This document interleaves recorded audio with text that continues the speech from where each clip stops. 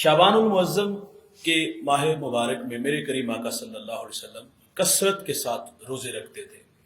حضرت اسامہ بن زید رضی اللہ تعالیٰ عنہ حضور سے عرض کرتے کہ حضور آپ اس ماہ مبارک میں کثرت سے روزے رکھتے ہیں، وجہ پوچھی تو اللہ کے رسول صلی اللہ علیہ وسلم فرماتے اس ماہ مبارک میں بندوں کے اعمال اللہ کے حضور پیش کیے جاتے ہیں۔ تو حضور فرماتے میری آرزو ہے کہ جب میرے اعمال پیش کیے جائیں تو فرمایا میں حالت روزہ میں ہوں۔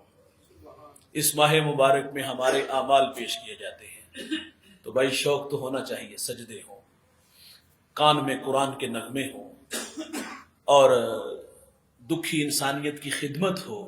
لیکن معذرت سے کہوں گا یہ آنے والی شعبان المعظم کی جو 15ویں رات ہے، شب بارات، جس میں اللہ کی رحمتیں بڑھ کے استقبال کرتی ہیں، تو اس رات میں ہمارا عمل کیا ہوتا ہے؟ خود بھی اور ساتھ بچوں کو بھی لے کر کے خود سرپرستی کرتے ہیں اور آگ کے شعلوں کے ساتھ، پٹاخوں کے ساتھ ساری رات ہم گزار دیتے ہیں۔ اسلام کا حسن ہے کہ لا یعنی چیزوں کو، بے مقصد چیزوں کو چھوڑ دو، ساری رات خود بھی آگ سے کھیلے اور ساتھ بچوں کو بھی کھلاتے رہے۔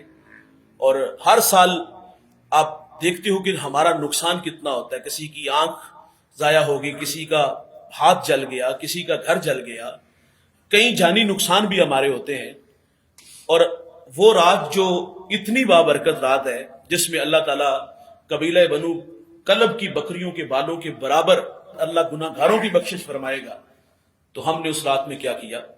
حالانکہ وہ رات اتنی مبارک رات ہے کہ ہم اپنے بچوں کو ساتھ لاتے مسجد میں، تسبیح و تحلیل، ذکر و اذکار اور مالک کے حضور اپنے گناہوں کی ندامت، معذرت اور آئندہ اچھے اعمال کر کے آخرت سنوارنے کے عزم لاتے، لیکن ہم نے اس رات کو بھی اسی طرح فضول کاموں میں ہی گزار دیا، پھر اللہ تو ہم سے ناراض ہوگا نا۔